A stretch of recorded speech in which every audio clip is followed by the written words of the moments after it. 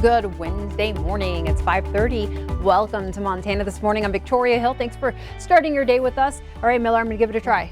Windy Wednesday, windy Wednesday, windy. Yeah, you got it. He said, try to say windy Wednesday three times fast. Wow. Go ahead, try it at home. A wild windy Wednesday. Wild windy Wednesday. To throw in wild in there too, man. Yeah. Ooh, makes my hair turn gray. Well, yeah, but she's right. It's going to be windy today. If you're in a high-profile vehicle, you want to be careful, especially as we get into lunchtime and later this afternoon. Those winds really will pick up today. So that's going to be our big story. Going to be dry for the most part. We'll see some rain off to our east, Miles City, Ekalaka, Glendive. You may see a few drops of rain today. Don't count on it, but there's a chance. And we're going to see some snow. Already seeing some snow in the higher elevations at Beartooth and maybe the southern Bighorns as we go along this afternoon. 39 right now in Billings, feels like 30. Winds out of the southwest at about 17 miles an hour. So already starting to pick up that breeze out there. Temperatures in the 30s and 40s as we wake up right now. Our highs today, some of us not getting out of the 40s, but most of us getting into the 50s. We're going to be getting warmer over the course of the next few days. By Friday, some of us could get into the 70s before we really cool down as we head into the weekend. And we'll tell you about this with the main forecast coming up. We'll go over the high today of 56 here in Billings, just a little bit above average. All right, speaking of numbers, Miller's random number of the day. Today it's 10. Has something to do with taste bud. This is up on my Facebook page if you want to take a guess. We got some answers already. Or you can email me your guess. The answer comes before 6 o'clock. Victoria. We begin this Wednesday with the latest on the fight against COVID-19. An FDA advisory committee has endorsed Pfizer's shot for young children. This means children as young as 5 could get vaccinated as soon as next week. It's the same vaccine as the one given to adults, just in smaller doses. The group of experts determined that the benefits outweigh the risks, which include the rare heart condition myocarditis. 0 cases of it were found in the study. Billings Clinic is getting some much needed help in the fight against COVID-19. The hospital will receive $1.5 million in emergency relief funds. That money will be used for the hospital to hire doctors, nurses, and other essential medical staff while it deals with the overwhelming amount of patients. Billings Clinic will also look to add hospital beds and a community testing site. Immunocompromised adults may need a 4th shot. Officials with the CDC say people should talk to their doctor to determine if one is necessary. Immunocompromised people include those who are in active cancer treatment, transplant recipients, and people with HIV. The CDC estimates about 2% of the population falls into this category.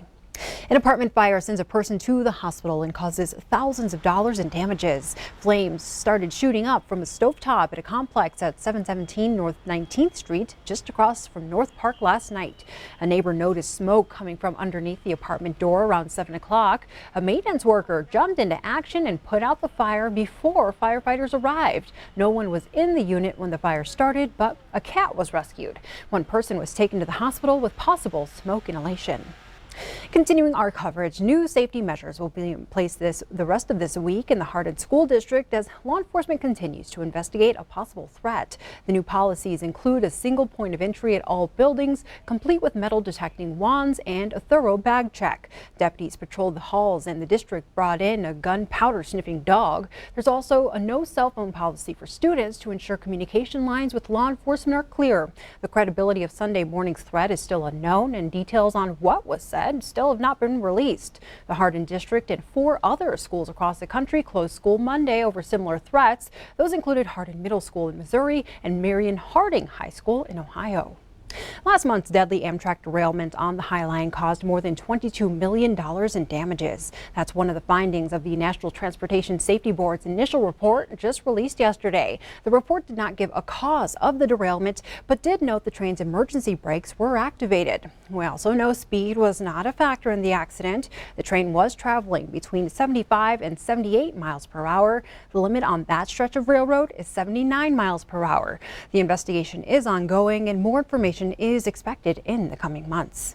With a big Billings election in less than a week, we wanted to remind you about some Election Day changes. The Montana legislature passed House Bill 176, which eliminates Election Day voter registration. That means late registration will now close at noon the day before an election. But some people who are already signed up to vote can update their registrations on Election Day. Recreational marijuana laws and the public safety mill levy are two of the top issues on the November 2nd ballot. And we know more about what the city will do with marijuana dispensary dispensaries if voters allow them in Billings. The city council voted to cap new businesses at 4 medical and 4 recreational facilities within city limits. Those businesses will also be limited in size to just 7,500 square feet. These laws have not been finalized. The city council still has time to make changes at a second reading. That meeting has yet to be scheduled. Lawmakers on Capitol Hill are set to be nearing a deal on President Joe Biden's spending bill. The now $1.75 trillion package needs support from every Democrat to pass. To help pay for it, some Democrats are suggesting a billionaires tax that would impact about 1,000 people. It would require those with assets of more than $1 billion to pay taxes on gains in stocks and other assets before they're sold. The tax rate is expected to be at least 20%. Tenants in need of rental assistance have only received a fraction of funding from the Emergency Rental Assistance Program. Congress set aside $47 billion to help people pay rent. However, tenants across the country have only received about $10 billion since January. According to the Treasury Department, technology problems, complicated rules in some states, and long wait times are creating challenges. Investigators will announce new details from the Rust movie set shooting today. This as sources on the set allege crew members had been firing live ammo off set earlier that day. It's still not clear if the ammunition fired by Alec Baldwin that killed the film cinematographer was live bullets, but detectives found 3 revolvers, spent shell casings, and ammo while searching the set. The district attorney's office says criminal charges have not been ruled out. And we have some new details on a huge international drug bust. Law enforcement arrested 150 people and seized hundreds of pounds of drugs being sold on the dark net. The drugs had enough fentanyl for 4 million lethal doses. 65 suspects were arrested in the U.S. International police confiscated millions of dollars worth of cash and digital currencies, along with drugs and weapons. They were also able to shut down 2 online marketplaces that sold illegal goods. A 96-year-old woman is on trial in Germany, accused of being an accessory to the murder of thousands at a Nazi concentration camp. She was just 18 when she worked as a secretary at the Sudhof concentration camp, where more than 60,000 people were killed. Her attorneys argue the woman is not personally guilty of any crime, but the 96-year-old has been anything but cooperative. She's refusing to talk and at one point tried to make a run for it in her wheelchair. This could be the last time someone is on trial for crime committed during the Holocaust. Much of the Northeast will continue to feel the effects of the season's first nor'easter winding its way through New England. Many areas hit yesterday by rain, and floods will experience high winds today and likely bring power outages. CBS's Laura Podesta has more on the forecast and the damage. Flooding Tuesday closed roadways in New York, and high winds toppled trees, like this one, onto Martin Quinn's car. I'm here standing with you, and that's really all that matters. Look at those winds that are blowing out there. Now millions of people from New Jersey to Maine are bracing for day 2 of weather-related problems. And given these winds, no one should be surprised if they lose power. Utilities in New England are also warning residents they could lose their lights as the storm works its way through today. Right now, we're dealing with internal crews as well as contract crews that we work with regularly, who are on standby and ready to respond immediately if an outage happens.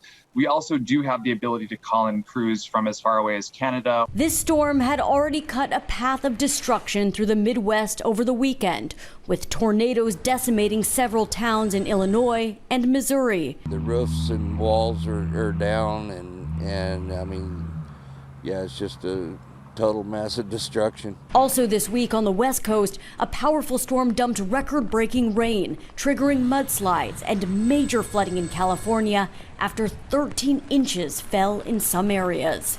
Laura Podesta, CBS News.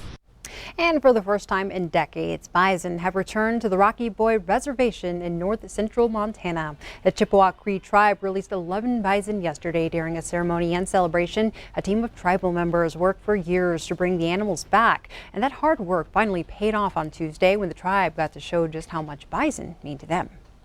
When the buffalo thrive, we're going to thrive. This buffalo has been missing, like a piece of us has been missing for so long, and he's here now. That piece is filled in. So from there, we'll grow. The bison have about 1,200 acres to roam. Tribal members say while there aren't millions like there used to be, it's still a blessing to have them back. The strength of a Columbus woman was put to the test when she was diagnosed with breast cancer not once but twice. And now, as I found out, she's taking her experiences and sharing them with the world in hopes of helping others. 39-year-old Jenny Sheff of Columbus is an open book when it comes to her fight with breast cancer. I know I probably overshare a lot. She shares through posts on her Facebook page, Montana Tough. I do find when I can help somebody or share something that helps somebody, it makes me feel better about everything, like there's a purpose to what I'm going through. A purpose for this second go-round with breast cancer. Her first diagnosis came when she was just 34. This past April, she found out it was back, and this time, it's metastatic. Statistically, a woman that's diagnosed with metastatic breast cancer has, I think I read, a 28% chance of making it 5 years. That to me is really scary.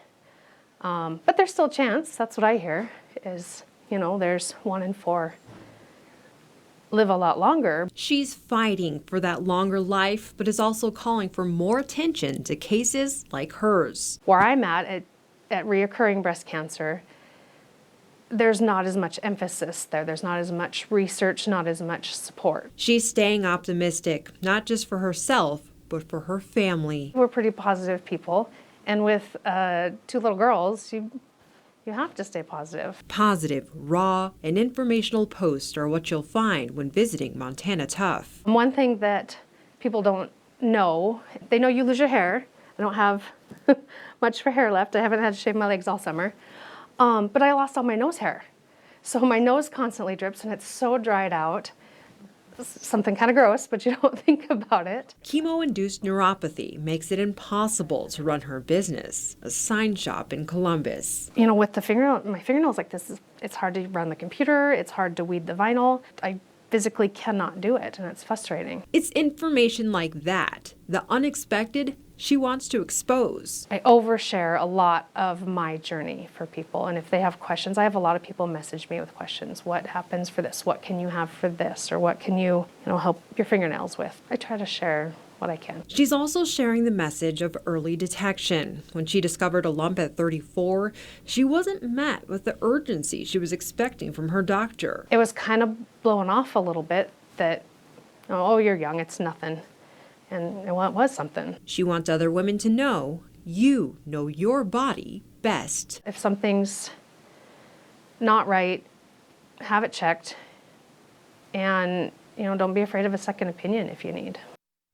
And Jenny also does fundraising for local women battling breast cancer. You can visit her website, montanatough.com, for more information and to get in touch. Thank you so much for starting your day with us here on Montana This Morning.